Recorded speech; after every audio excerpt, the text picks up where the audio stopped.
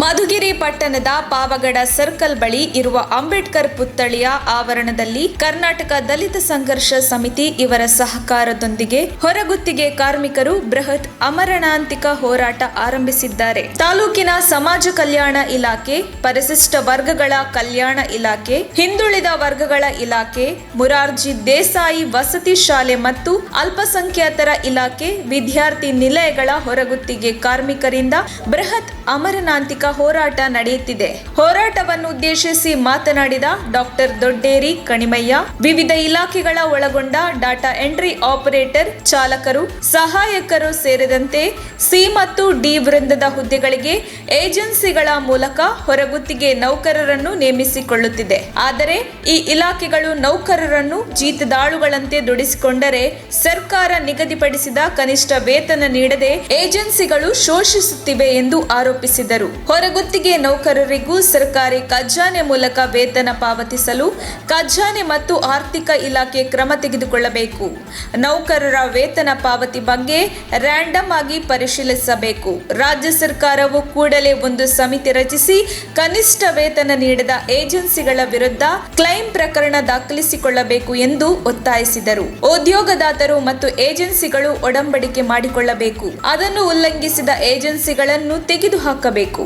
ರಾಜ್ಯ ಸರ್ಕಾರ ಅಗತ್ಯ ಕ್ರಮ ವಹಿಸಿ ಹೊರಗುತ್ತಿಗೆ ಕಾರ್ಮಿಕರನ್ನು ಕಾಯಂಗೊಳಿಸದಿದ್ದರೆ ನ್ಯಾಯ ಸಿಗುವವರೆಗೂ ಹೋರಾಟ ಮುಂದುವರಿಸುತ್ತೇವೆ.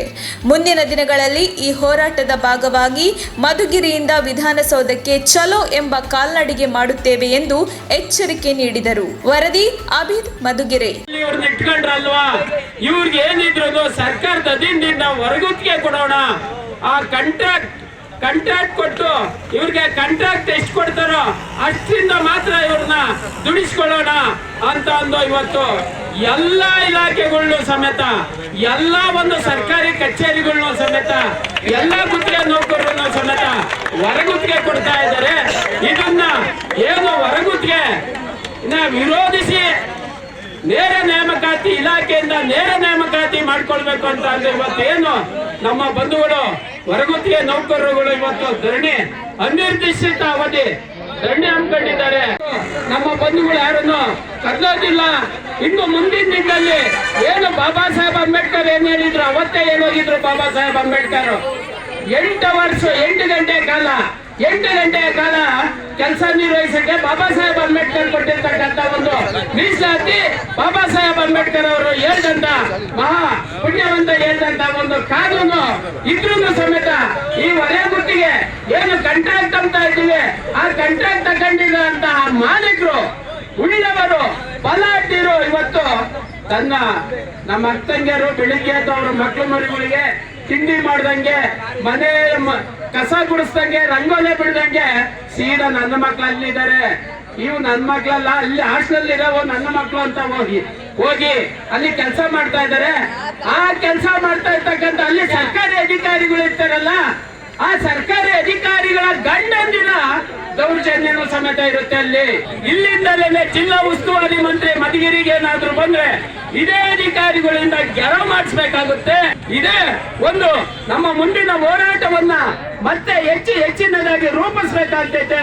ಹಂತವಾಗಿ ಇದು ಮೊದಲನೇ ಹಂತ. ಇನ್ನು ಪ್ರಾರಂಭವಾಗಿ ಹೋರಾಟವನ್ನ ಬೇರೆ ರೂಪಿಸ್ಬೇಕಾಗುತ್ತೆ ಅಂತ ಹೇಳ್ತಾ ತಕ್ಷಣ ಬೇಕಾಗಿದ್ದಾರೆ. ತುಮಕೂರಿನ ಹೆಸರಾಂತ ಕಂಪನಿಯಲ್ಲಿ ಗುತ್ತಿಗೆ ಕಾರ್ಮಿಕರಾಗಿ ಕೆಲಸ ಮಾಡಲು ಯುವಕರು ಮತ್ತು ಯುವತಿಯರು ಬೇಕಾಗಿದ್ದಾರೆ. ಲೋಡಿಂಗ್ ಮತ್ತು ಅನ್ಲೋಡಿಂಗ್ ಕೆಲಸ ಮಾಡುವವರು ಬೇಕಾಗಿದ್ದಾರೆ. ವಿದ್ಯಾರ್ಥಿ SSLC, PUC, BSc pass file. ನೇರ ಸಂದರ್ಶನ ಇರುತ್ತದೆ.